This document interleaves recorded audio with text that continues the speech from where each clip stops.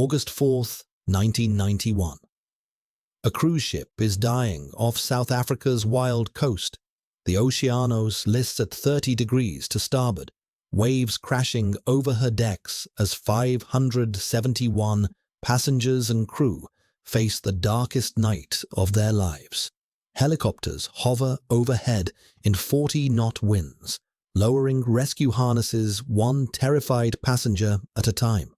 The operation will take 7 hours. Every soul will be saved. But here's the thing nobody expected.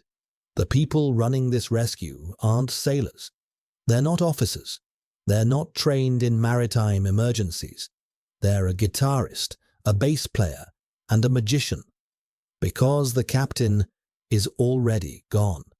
Captain Yannis Avranas, 30 years at sea, 20 as an officer, abandoned his passengers in the middle of the night and was among the first lifted to safety, while 170 people remained on his sinking ship.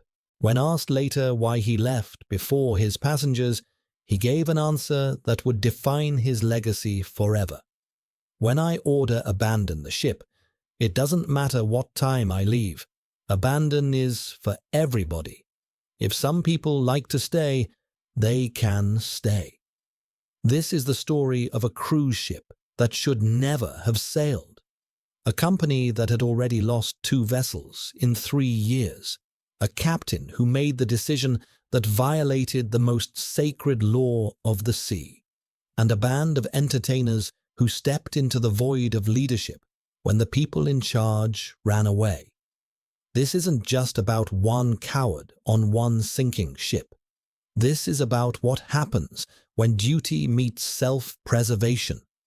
When institutions fail and ordinary people must become heroes. And what courage actually looks like when the lights go out and the water starts rising. Welcome aboard the Oceanos, where everything went wrong except the rescue. July 12th, 1952. The shipyard at Forges et Chantiers de la Gironde in Bordeaux, France, launches the Jean Laborde into the water. She's the last of 4 elegant sister ships built for Messageries Maritimes, destined for the exotic route between Marseille, Madagascar, and Mauritius. Her interiors are designed by André Arbus, one of France's most celebrated decorators. She's built to carry passengers in comfort through the Indian Ocean, a floating ambassador of post-war French ambition. For nearly 2 decades, she does exactly that. Reliable, respected, a workhorse of the colonial shipping lanes. Then the decline begins. August 1970. The Jean Laborde completes her final voyage for Messageries Maritimes and is sold to Greek interests. What follows is a rapid descent through increasingly desperate owners. She becomes the Mykenai, then the Ancona, then the Eastern Princess, running a short-lived route between Singapore and Fremantle. Each name change marks another step down the ladder. In 1976, she's registered in Piraeus under a new owner, Epirotiki Lines of Greece. They call her Oceanos. Epirotiki is a company with history. Founded in 1850, once a prestigious name in Greek shipping. But by the late 1980s, their expansion has outpaced their ability to maintain what they own. The fleet is aging, corners are being cut, and the consequences are about to become catastrophic. October 21st, 1988. The MV Jupiter, another Epirotiki vessel, departs Piraeus with 391 British schoolchildren aboard for an educational cruise. 15 minutes into the voyage, an Italian freighter slices a hole in her hull. The Jupiter sinks in 40 minutes. 4 people die, including a 14-year-old girl and her teacher. June 2nd, 1991. The company's flagship, the Pegasus, catches fire during a refit in Venice Harbour. She burns to a total loss. 2 ships gone in 3 years, and now the Oceanos is preparing to sail. She's 39 years old. Her hull plates are loose. A 10-centimeter hole gapes in the supposedly watertight bulkhead, separating the generator room from the sewage tank. Check valves have been stripped for repair parts and never replaced. The waste disposal system is being repaired as she prepares for her next voyage, but the work isn't finished. A vital ventilation pipe running through the watertight bulkhead has been left incomplete. The ship is a collection of deferred maintenance and acceptable risks, every shortcut justified by the fact that nothing has gone wrong yet. But here's the thing about acceptable risks: they're only acceptable until they're not. The Oceanos is chartered by TFC Tours of Johannesburg for the South African cruise season. She'll carry passengers along one of the most beautiful and treacherous coastlines on Earth, the Wild Coast, waters that have claimed hundreds of ships over the centuries, waters where the most powerful ocean current on the planet meets Antarctic swells and creates waves that can swallow vessels whole. A 39-year-old ship held together by habit and hope, sailing into the teeth of the sea. What could possibly go wrong? Captain Giannis Avranas is 51 years old, 30 years at sea, 20 as a ship's officer. He's married to a British woman named Davina. He has the credentials, the experience, the quiet authority that comes from decades of command. Nothing in his record suggests what's coming. Nothing hints at the decision that will define his legacy forever. On August 3, 1991, Avranas commands the Oceanos as she prepares to depart East London, South Africa, for the overnight voyage north to Durban. It's the final leg of a 7-day cruise along the South African coast. But the waters ahead are not ordinary waters, the Wild Coast. South Africa's eastern shoreline has been claiming ships for centuries. The Agulhas current sweeps down from the tropics at 70 million cubic meters per second, the most powerful ocean current on Earth. When it collides with Antarctic swells rolling up from the south, the result is chaos. Waves stack on top of each other, unpredictable and enormous. The 200-fathom line at the edge of the continental shelf creates sudden depth changes that amplify the violence. Sailors call this stretch South Africa's Bermuda Triangle. Hundreds of wrecks litter the seafloor. The Wild Coast earns its name every winter, and winter is now. The Oceanos has already had an eventful few days. A wealthy East London businessman named Winston Sard chartered the entire ship for his daughter's wedding. Bachelor party one night, ceremony the next. But the weather refused to cooperate. During the wedding, conditions deteriorated so badly that the ship had to sail out to sea and return to harbour. The ceremony nearly didn't happen. Guests stumbled through their vows as the deck pitched beneath them. It was a warning. Nobody listened. August 3rd begins with another omen. A bomb threat delays departure from East London. Security personnel search the vessel, find nothing, clear her to sail. More time lost. Avranas is already behind schedule when additional passengers board for the final overnight leg. The total count reaches 571 souls, approximately 400 passengers, around 170 crew. The captain knows about the weather. Forecasts show 40-knot winds and 9-meter swells waiting offshore. But there's a schedule to keep. Time already lost to the bomb scare. Avranas makes the call. The Oceanos heads into the storm. Normally, departures feature a sail-away party on the open deck. Musicians play, passengers dance. The ship slides gracefully toward the horizon. Not tonight. The weather is too violent. The party moves inside to the Four Seasons Lounge, where entertainers Moss Hills and his wife Tracy perform for an increasingly nervous crowd. Moss plays guitar. Tracy plays bass. They're professionals, veterans of cruise ship entertainment circuits across Africa and beyond. They know how to read a room, and this room is anxious. Most passengers retreat to their cabins as the ship begins to heave. The Oceanos is rolling now, side to side, her old hull groaning against the swells. Furniture shifts, glasses slide. The motion is relentless. Dinner service begins around 8 p.m. in the Byzantine dining room. It's a disaster before the first course arrives. Waiters can barely carry trays without dropping them. Crockery slides off tables, cutlery clatters to the floor, potted plants topple and crash. Passengers grip their seats and try to eat while the room tilts around them. Nervous laughter fills the gaps between the sounds of breaking dishes. Some passengers give up on dinner entirely. They make their way back to the lounge, where the evening show is scheduled for 10 p.m. The entertainers are supposed to perform. The band is supposed to play. It's supposed to be a normal night at sea. But Moss Hills notices something. The crew members he passes in the corridors are behaving strangely.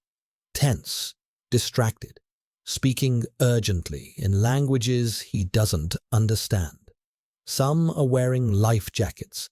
Others are wet, as if they've been somewhere they shouldn't have been. He doesn't know it yet, but below the waterline, in compartments the passengers never see, seawater is finding a path into the ship. The incomplete repairs, the missing valves, the hole in the watertight bulkhead. All the acceptable risks are about to become unacceptable. The passengers gather in the lounge, waiting for a show that will never happen.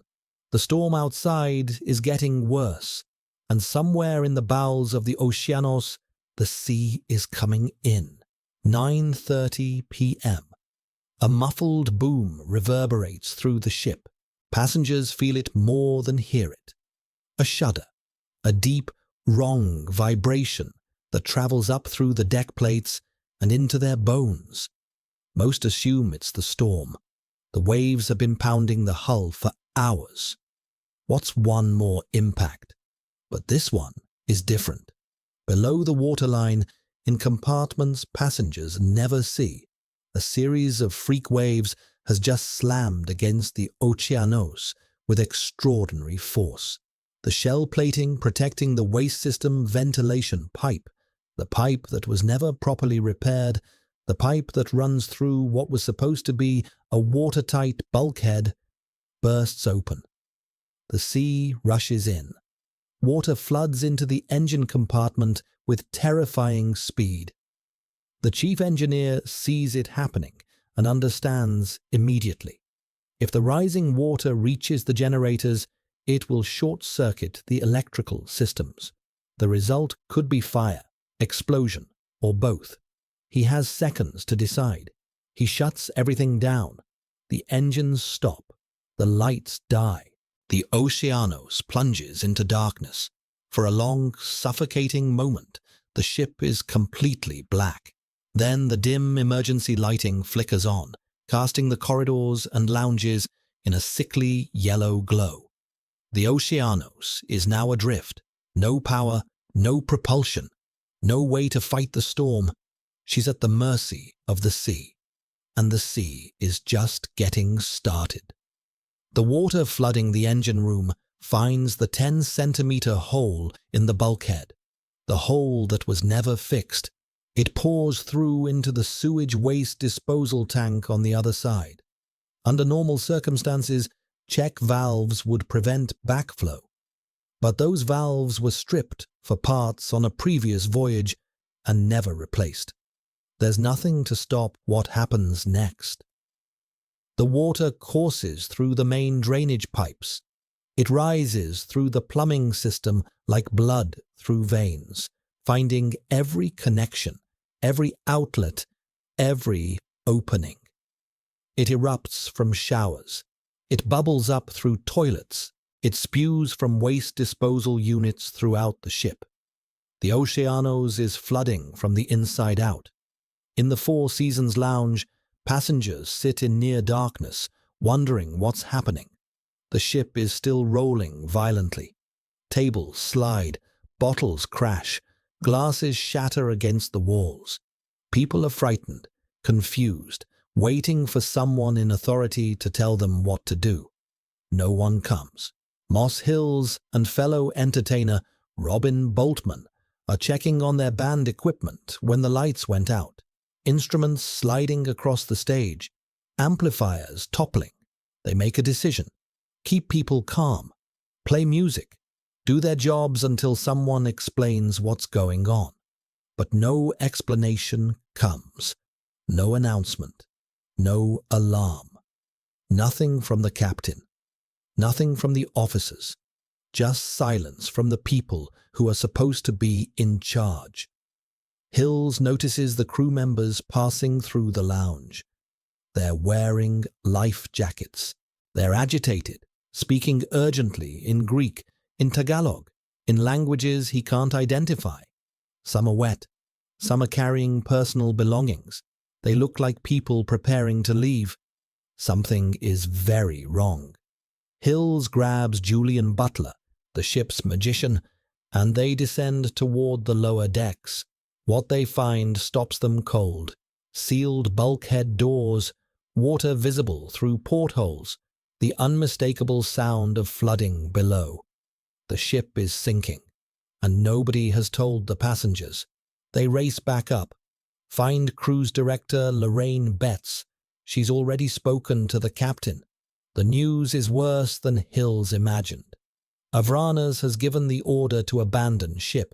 Some crew members are already gone. They've launched a lifeboat and left. Officers, sailors, the people trained and paid to handle exactly this situation. They're rowing away into the darkness while 400 passengers sit in the lounge wondering why the lights went out. No general alarm has been raised. Standard emergency procedure requires closing the lower deck portholes to slow flooding. The fleeing crew hasn't done it. They've simply run. Hills stares at Betts. Butler stares at Hills. The three of them stand in a dim corridor on a sinking ship, realizing something that defies belief. The people responsible for saving the passengers have abandoned them. And now it's up to a cruise director, a guitarist, and a magician to figure out what to do next. Cruise director Lorraine Betts takes charge. Nobody appointed her. Nobody gave her authority. The captain hasn't issued orders. The officers are packing their bags. So Betts steps into the void and starts commanding a ship that isn't hers to command. Women and children first, the oldest maritime tradition, the one the crew has already abandoned. The Oceanos carries 8 lifeboats. In theory, enough capacity for everyone aboard. In practice, a nightmare. The ship is listing heavily to starboard now, tilting at an angle that makes everything harder. Lifeboats on the port side hang away from the hull, impossible to board. Lifeboats on the starboard side are pressed against the ship's steel flank, grinding and scraping with every roll. Betts organizes passengers into groups. Hills, Tracy, Butler, Boltman. The entertainers become her lieutenants. They guide terrified people toward the boat stations. They check life jackets. They answer questions nobody has answers to. The first lifeboat releases. It doesn't lower gracefully. It plummets, crashing into the 9-meter swells with passengers screaming inside. Up to 90 people crammed into a vessel designed for calmer launches. The boat hits the water and immediately begins drifting. The engine won't start. None of the engines start. The lifeboats that make it into the ocean float helplessly at the mercy of the storm. Moss Hills watches one boat drop past a window. The ship had rolled just enough to release the cable, and the boat fell like a stone. "It was awful," he later says. "I honestly thought people had lost their lives." Meanwhile, the crew is fleeing, lifeboats launching half empty, officers throwing personal belongings and suitcases into boats before climbing in themselves. No manifest, no accountability, no attempt to ensure passengers are evacuated first. Keith Morrison of NBC Dateline will later report, "By midnight on the Oceanos, most of the officers had abandoned ship, many crew too. They're not organizing a rescue, they're running for their lives." Hills goes looking for the captain. Someone needs to give orders. Someone needs to take command. He searches the ship, asking anyone he can find. Eventually, he locates Avranus on the fantail, the rear deck, crouching under a stairway. The captain of the Oceanos is sitting in the darkness, smoking at a cigarette, saying nothing. Hills asks what they should do. Avranus won't answer, won't move, won't return to the bridge. "I think he was in deep, deep shock," Hills later recalls. "He was just like another passenger waiting to be rescued." The man responsible for 571 lives has checked out. As the night wears on, conditions deteriorate further. The list becomes too severe to launch any more lifeboats. Approximately 225 people remain aboard, trapped on a sinking ship with no way off except the helicopters that haven't arrived yet. Hours later, when the South African Air Force finally reaches the Oceanos, Navy diver Paul Wiley is lowered to the deck. He begins organizing the airlift, strapping passengers into harnesses, prioritizing the elderly and the vulnerable. Then Captain Avranus approaches. Wiley later testifies to what happens next. "I placed an old lady in one strop, and the captain approached me and demanded to be winched up next." Wiley explains the system. Women and elderly first. Standard protocol. He turns to find another passenger. When he looks back, Avranus is already in the strops, already being lifted to safety, already gone. The captain of the Oceanos is among the first to be rescued. 170 passengers still remain on his sinking ship. Hills and several passengers make their way to the bridge, desperate for guidance. They climb the stairs, push through the door, and find themselves staring at an empty room. Navigation equipment, radio systems, ship controls, all of it unmanned. The officers have fled.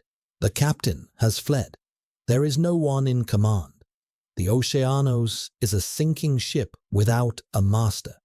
Hills stands in the abandoned bridge, looking at equipment he's never been trained to use.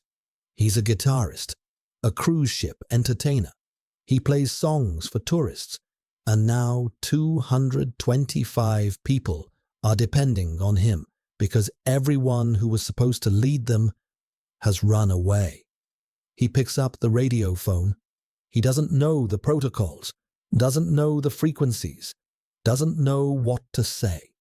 He starts calling anyway. Mayday, Mayday. The radio crackles with static.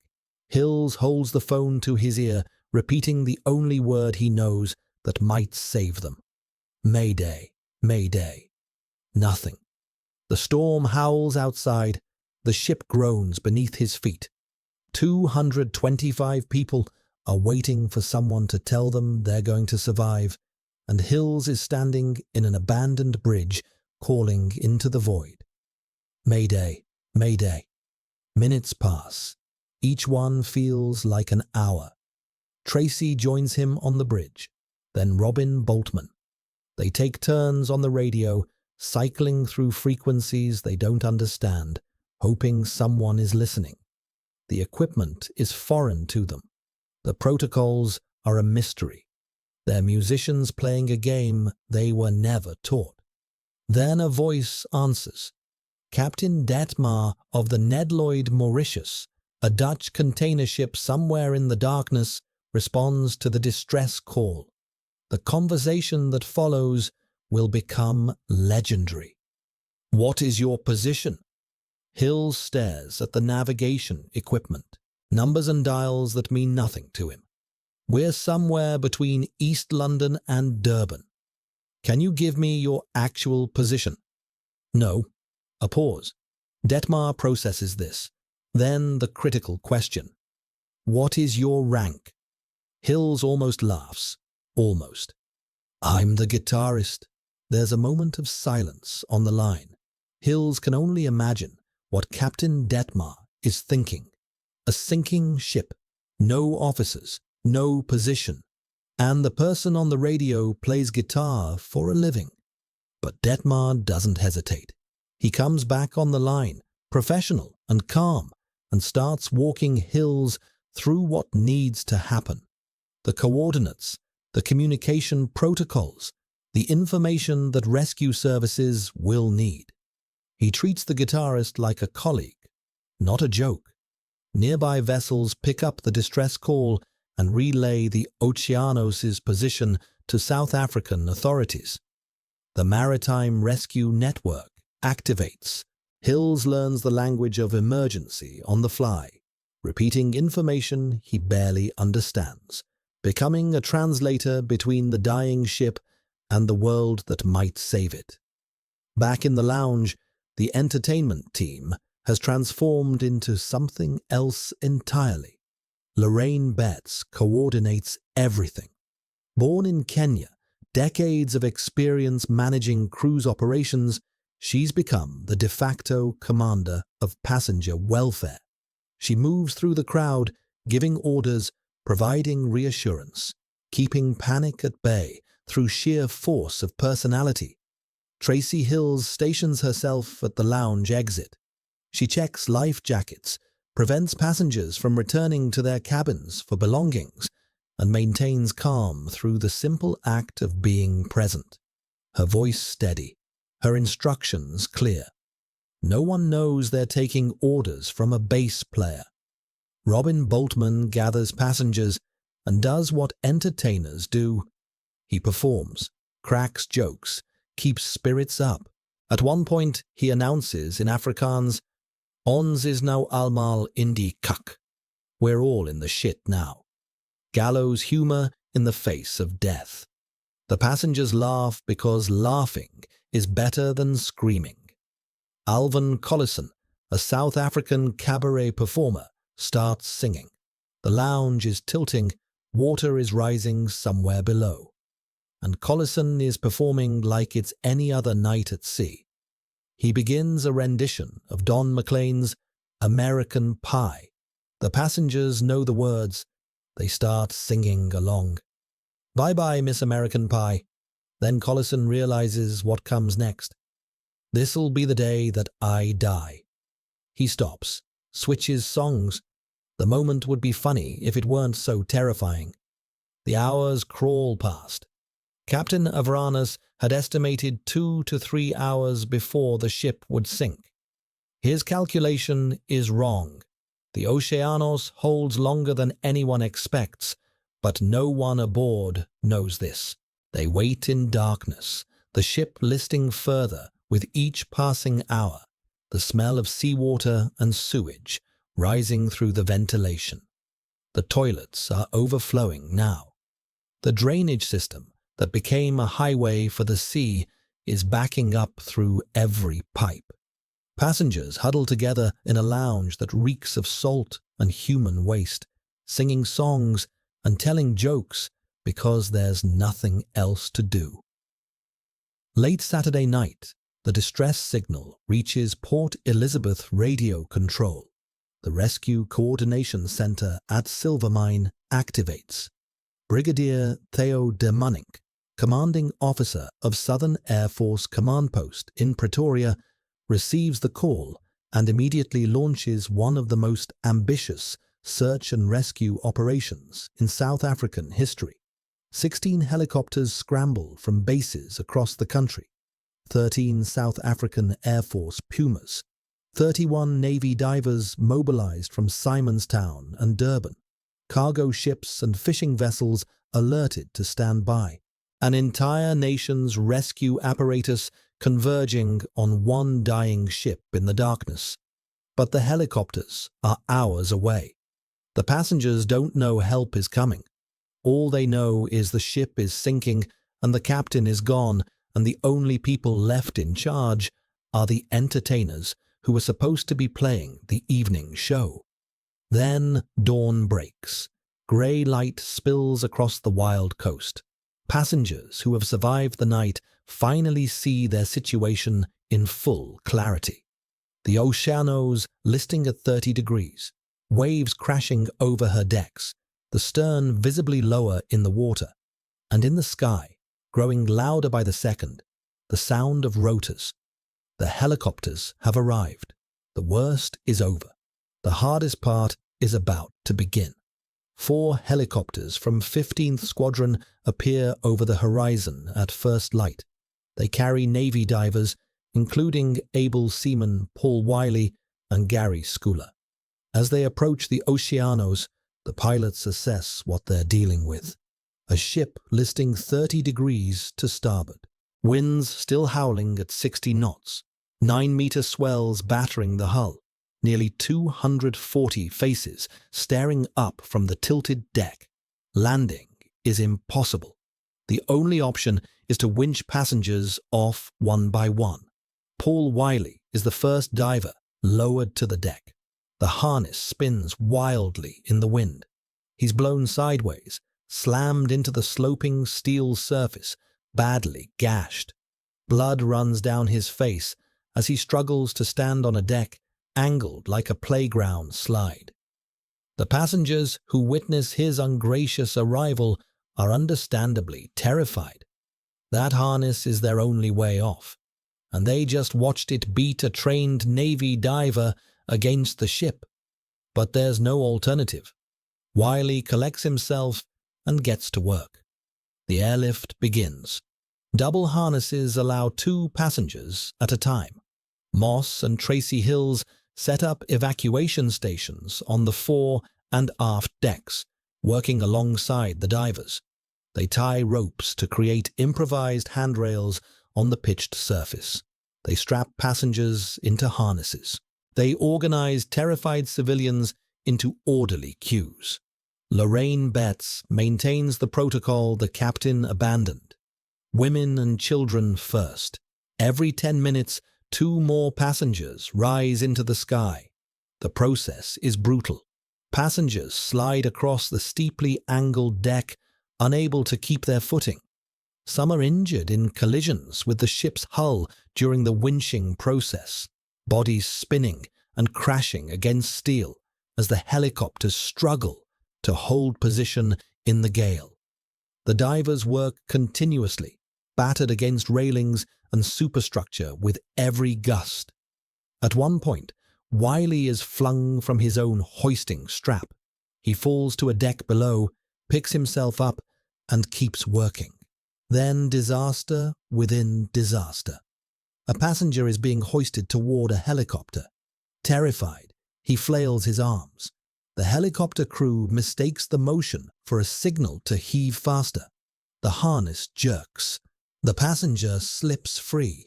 He falls 40 meters into the churning sea.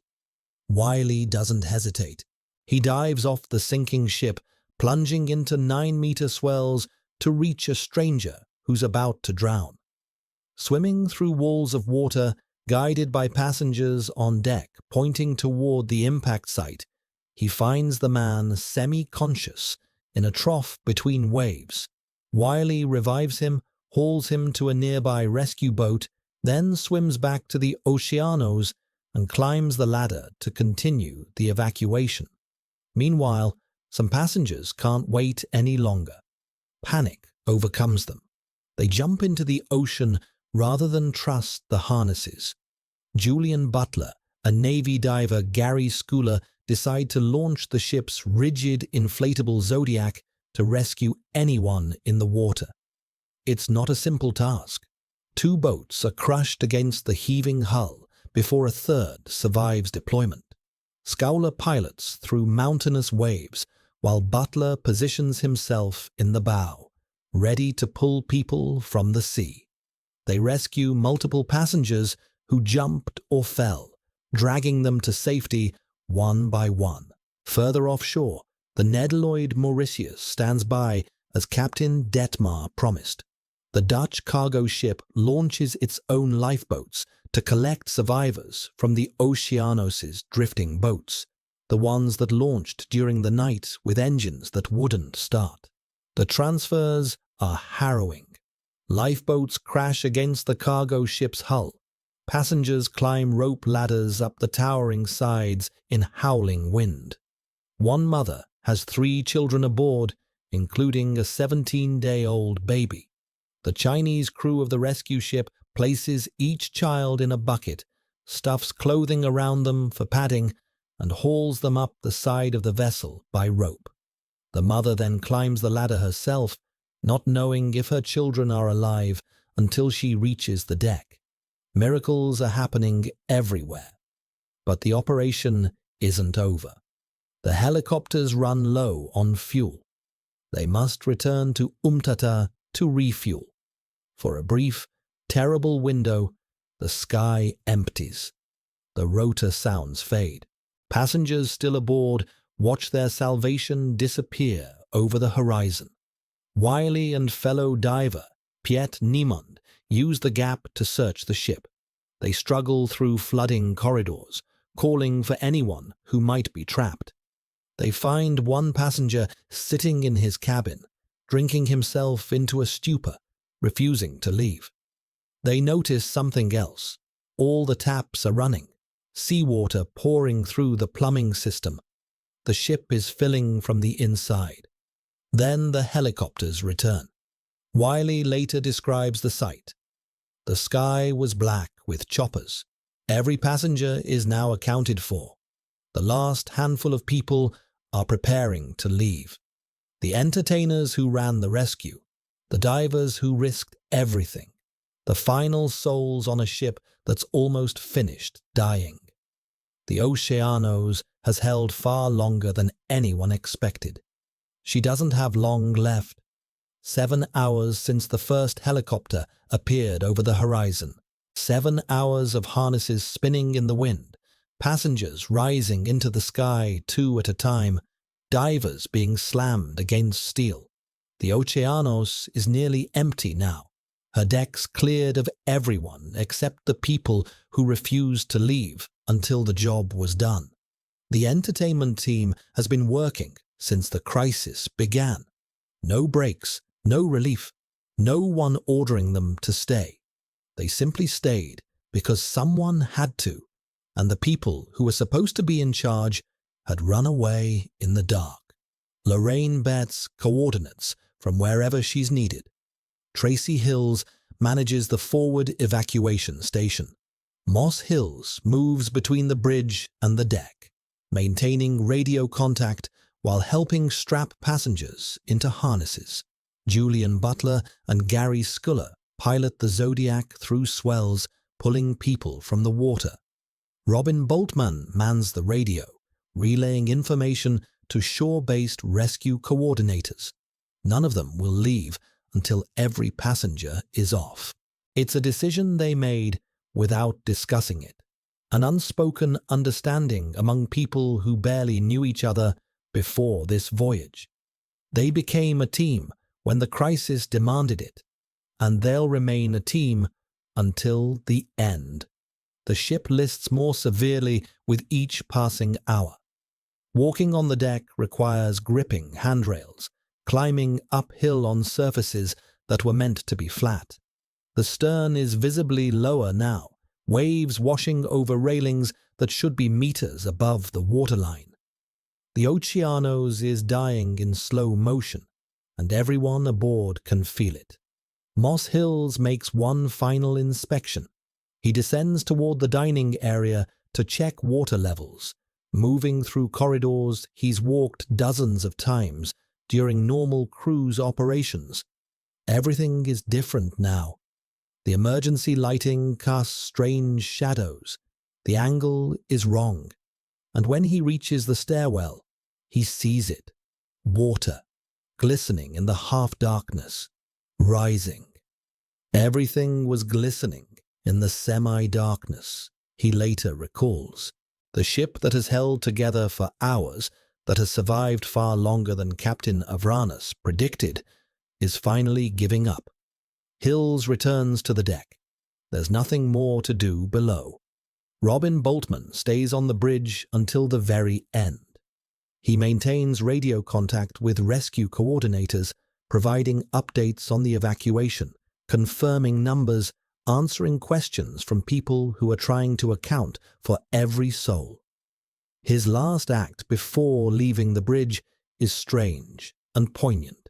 He releases the captain's 3 canaries from their cage. The captain fled. The captain's birds go free. The entertainers begin their departure. Lorraine Betts and her assistant Geraldine Masson make their way to the bow. They board an inflatable with the remaining TFC Tours staff, the people who were supposed to be managing a vacation, not a disaster.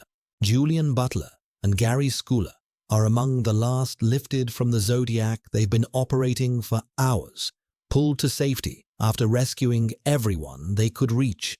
Moss and Tracy Hills refuse to be separated. They've worked together through the entire night and morning, and they'll leave together or not at all. They're among the last 5 people on the ship when the harness finally lifts them toward the helicopter.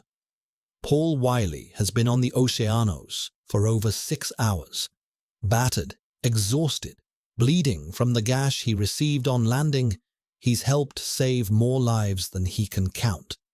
At 11:30 a.m., he and fellow diver Piet Niemand finally board an overloaded helicopter.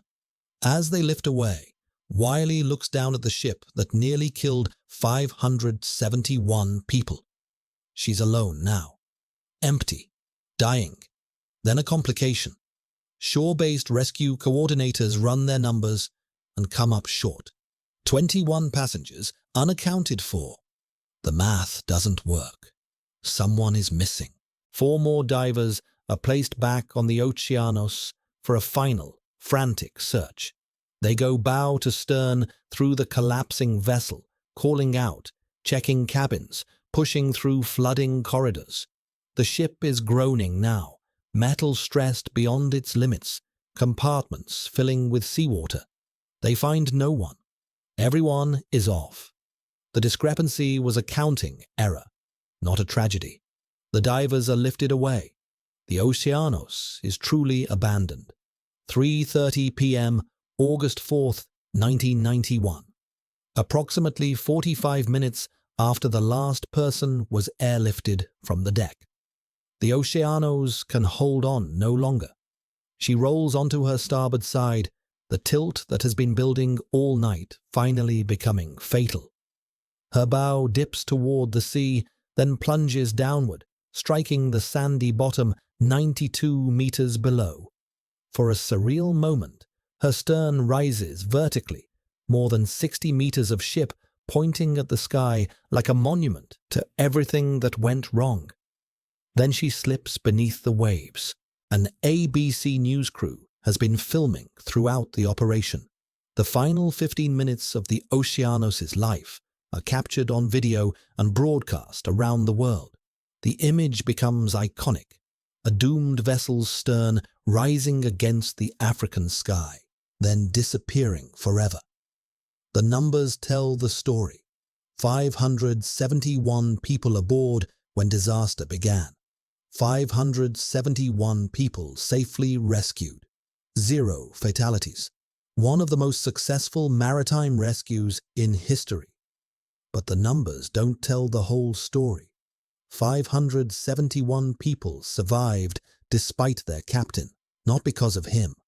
They survived because entertainers became commanders, because musicians learned to call Mayday, because a magician piloted a rescue boat, because ordinary people decided that if no one else was going to save them, they would save themselves. The Oceanos is gone, but the questions are just beginning. Where is the captain? What will he say? And how do you defend the indefensible? The survivors stumble into a media frenzy. Helicopters have been landing at the Haven Resort and Hole in the Wall, depositing exhausted passengers into the arms of waiting journalists. American news crews have captured everything. The story is being reported from Johannesburg to Baltimore.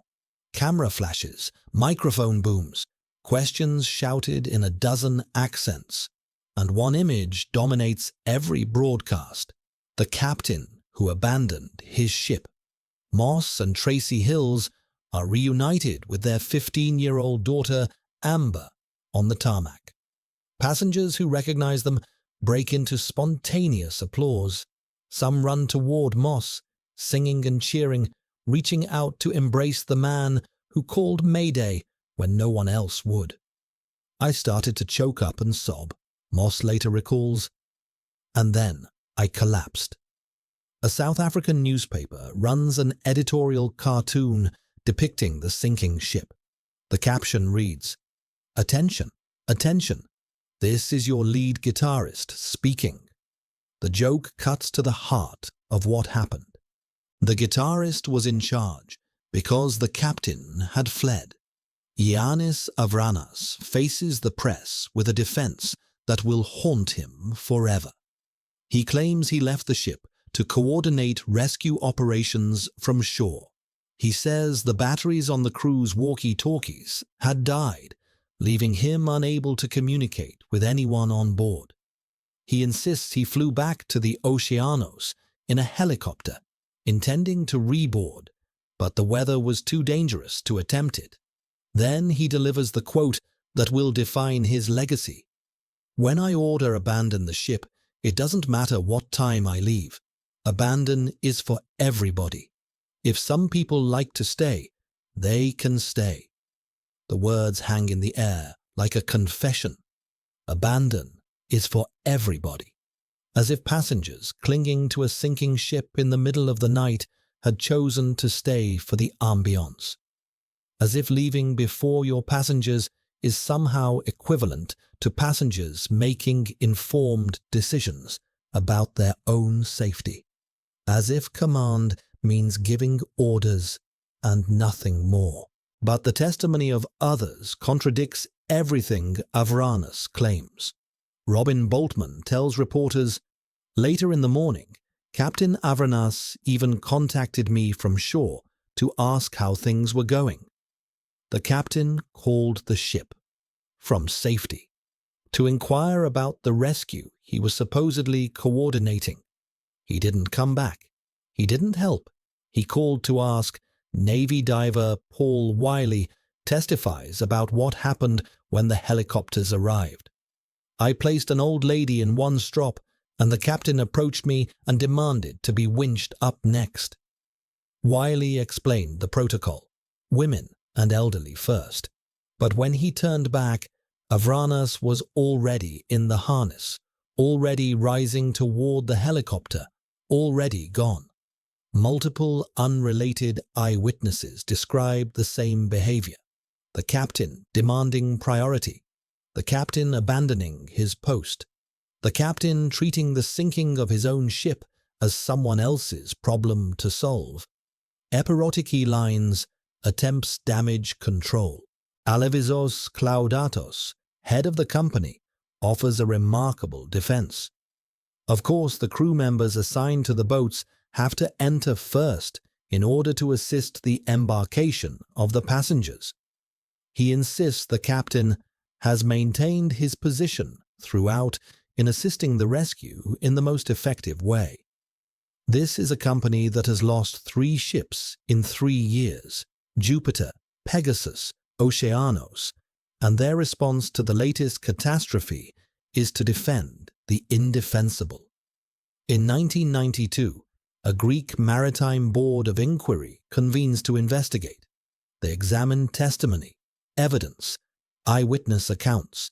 They review the sequence of events, the decisions made, the protocols violated. The findings are unambiguous. Captain Ioannis Avranas and 5 officers are found guilty of negligence. They violated international maritime standards, requiring the master and crew to remain aboard until all passengers are safely evacuated. The verdict confirms what every survivor already knew. The people responsible for their safety had abandoned them. And then, nothing. No criminal charges are filed, no prison sentences handed down, no professional sanctions of consequence. Avranas is not dismissed by Epirotiki. Instead, the company reassigns him to command a ferry. A demotion from cruise ships, but still a captain, still at sea, still in charge of passengers who will never know that the man steering their boat once fled a sinking ship while 170 people remained aboard. The absence of meaningful consequences becomes one of the most controversial aspects of the entire disaster. The heroes, at least, receive recognition. March 6, 1992. Able seaman Paul Wiley is awarded the Honoris Crux Gold by Minister of Defense Rolf Meyer at Silvermine Naval Base. It is only the 6th such decoration in South African military history. For diving 40 meters into a raging sea to save a stranger. For climbing back onto a sinking ship and working for 6 more hours. For embodying what duty actually means. Gary Schooler receives the Honoris Crux Silver. Multiple other Navy divers receive Honoris Crux decorations.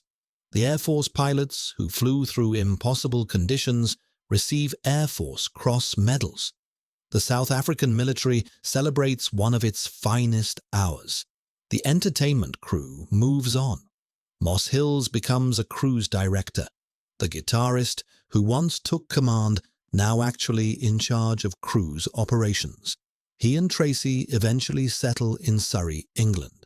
Julian Butler relocates to Florida, becomes general manager of a luxury Palm Beach condominium, still performs magic when his schedule allows. Robin Boltman passes away years later, remembered as one of the funniest men anyone had ever met, and one of the bravest. Lorraine Betts, Geraldine Massin, Alvin Collison, the Filipino kitchen and cabin crew who stayed to help. All of them returned to ordinary lives, carrying the memory of one extraordinary night. Epirotiki Lines merges with Sunline in 1995, forming Royal Olympic Cruise Lines. They go public on NASDAQ in 1998. They collapse completely in 2005. Ships sold off. Company dissolved. The shipping line that lost 3 vessels in 3 years doesn't survive another decade and a half. And Captain Ioannis Avranas sails ferries until retirement. Never imprisoned, never truly punished. Just a name invoked whenever a captain fails his passengers. 21 years later, another captain will flee another sinking ship, and the world will remember Avranas all over again. The Oceanos lies 5 kilometers offshore from Coffee Bay, South Africa. Depth, 92 to 97 meters. She rests on her starboard side, almost perpendicular to the coastline, bow facing seaward. The Agulhas current sweeps past her hull at 70 million cubic meters per second, the most powerful ocean current on Earth, standing guard over the wreck like a moat. Photographs taken in 2002 show that the bridge section has collapsed. The compartments where Moss Hills called Mayday, where Robin Boltman released the captain's canaries, have crumbled into the sea. The ship that nearly killed 571 people is slowly being reclaimed by the ocean that destroyed her. Technical divers have attempted to visit. It's one of the most difficult wrecks in the world to access. Strong currents, numerous sharks, extreme depth requiring specialized equipment and training.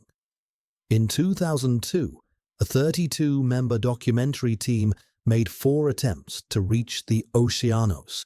Legendary diver Rehan Bauer led the expedition. They succeeded only twice, and only for minutes at a time. More recent expeditions by divers like Barry Coleman and Brett Horton have achieved longer visits. But the Oceanos guards her secrets. Every dive is a battle against the current, a negotiation with the deep. What investigators found explains everything. When seawater flooded the auxiliary engine room on the night of August 3rd, crew members were working on a valve in the sewage system. The water came with such force, such speed, that they couldn't close the valve before fleeing. They sealed the engine room doors behind them, knowing it wouldn't matter. The water would find the path they'd left open, through the incomplete repairs, through the missing check valves, through the 10-centimeter hole in the watertight bulkhead, into the sewage holding tank, and up through every drainage pipe in the ship. Paul Wiley noticed that all the taps were running during his search of the vessel. Passengers remember the smell that pervaded the lounge during the long night of waiting. They were smelling sewage. They were smelling the ship dying from the inside out.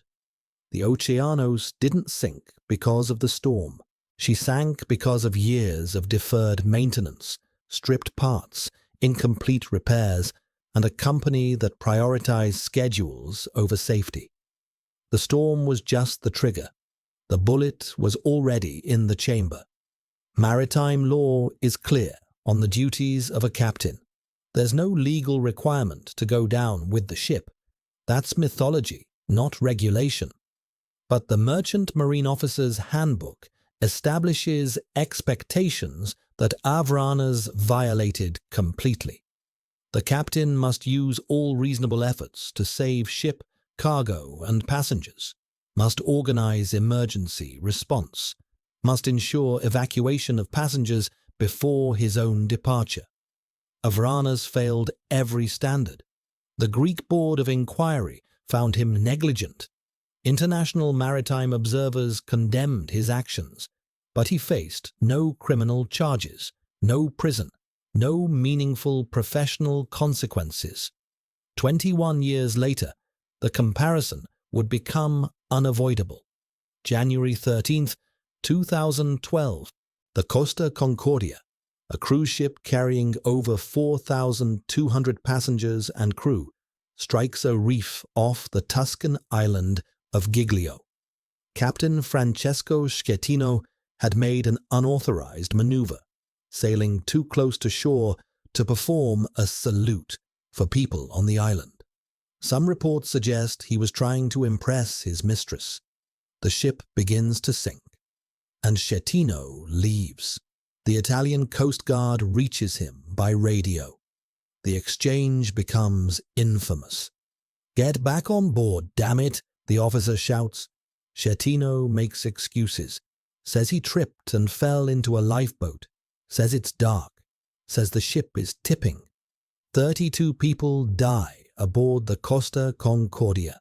Schettino is eventually sentenced to 16 years in prison for manslaughter and abandoning ship. The media immediately invokes Ioannis Avranas. Abandon is for everybody appears in news coverage around the world. 2 captains, 2 decades apart, united by the same cowardice. But the outcomes were radically different. Oceanos, 571 aboard, 0 deaths. Costa Concordia, 4,200 aboard, 32 deaths. The difference wasn't luck, it was leadership. On the Oceanos, when institutional authority collapsed, individual character took over. Lorraine Betts didn't wait for orders that weren't coming. Moss Hills didn't defer to officers who had fled. Tracy Hills didn't assume someone else would check life jackets. Julian Butler didn't expect trained professionals to pilot the rescue boat. They saw a vacuum and they filled it. Immediately, without hesitation, without authority. On the Costa Concordia, the chaos was never organized. The captain's failure cascaded into systemic failure. Passengers died because no one stepped into the void the way the Oceanos entertainers did. The lesson isn't that captains are useless. The lesson is that when people in charge fail, someone else must lead. And whether anyone does depends entirely on who happens to be there. The Oceanos was saved by character, by people who had spent their careers performing for others and understood instinctively how to command a room, how to project calm, how to make frightened people believe everything would be okay. They weren't trained for maritime emergencies. They were trained for audiences, and on August 4th, 1991, they gave the performance of their lives. Epirotikai lines allowed a neglected ship to sail with a hole in her watertight bulkhead. The Greek maritime authorities certified her as seaworthy. Captain Avranos decided to head into a storm rather than delay his schedule. Every system that was supposed to protect those 571 passengers failed. The only thing that worked was human beings choosing to be better than their circumstances required. Moss Hills has told this story hundreds of times. Interviews, documentaries, podcasts. In 2016, NPR's Snap Judgment aired his account. In 2022, BBC Radio 4's life-changing series featured his story. In 2025, the Against the Odds podcast dramatized the rescue. The story endures because it teaches something essential about who we are. When the lights go out and the water starts rising, some people run, some people freeze, and some people, ordinary people with no training, no authority, no reason to expect they'd ever face such a moment, pick up the radio and start calling for help. Crisis reveals character. It doesn't create it. Yanis Avranos had 30 years to become the kind of captain who stays with his passengers. When the test came, he showed who he'd always been. Moss Hills had no time to prepare, no warning, no choice except the one he made in the moment. And he showed who he'd always been too. The Oceanos lies silent now, more than 3 decades underwater. Her bridge collapsed, her hull corroding, her story still echoing across every ocean where ships carry passengers who trust the people in charge. Some lessons, it seems, must be learned again and again. The wild coast of South Africa. If you travel to Coffee Bay today and hire a boat to take you 5 kilometers offshore, you'll be floating above a graveyard. 90 meters below, the Oceanos lies on her starboard side. Her bridge collapsed, her hull slowly surrendering to the Agulhas current that guards her like a moat. The same waters that battered her to death in 1991 continue their relentless work, eroding metal, reclaiming the ship piece by piece. The sea has no memory. It doesn't remember the 571 people who nearly died here. It doesn't remember the captain who fled while his passengers prayed. It doesn't remember the guitarist who picked up a radio and started calling Mayday without knowing what he was doing. But we remember. And there are lessons in the wreck that every person in a position of responsibility needs to understand. Lesson 1. Titles mean nothing when crisis comes. Captain Yanis Avranos had 30 years at sea and 20 years as an officer. He had the uniform, the credentials, the formal authority to command a ship of 571 souls. And when disaster struck, he crouched under a stairway smoking a cigarette while passengers wondered if they were going to die. He demanded to be rescued ahead of elderly women. He called from shore to ask how things were going. His title gave him responsibility. His character determined how he handled it. Moss Hills had no title, no training, no authority. He was literally the guitarist. And when he found the bridge empty and 225 people with no one in charge, he picked up the radio and started saving lives. The lesson isn't that captains are useless and entertainers are heroes. The lesson is that when you're given a position of trust, you are obligated to honor it, not because of the title, but because of the people depending on you. Avranus had the title. Hills had the character. In a crisis, character is the only thing that matters. Lesson 2. Institutions will fail you. Trust people, not systems. Epirotiki Lines was a shipping company founded in 1850. They'd been operating passenger vessels for nearly a century and a half, and by 1991, they'd allowed the Oceanos to sail with a 10-centimeter hole in her watertight bulkhead. They'd stripped check valves for repairs and never replaced them. They'd already lost 2 ships in 3 years and learned nothing from either disaster. The system was supposed to ensure safety. Inspections, certifications, procedures, all the machinery of maritime regulation.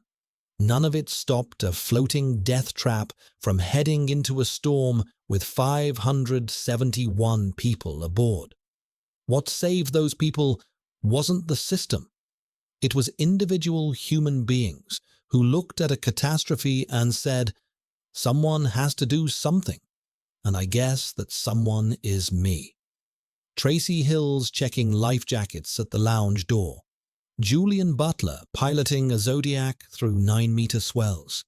Paul Wiley diving into the churning ocean to save a passenger who fell. Robin Boltman releasing canaries from a cage as his last act aboard.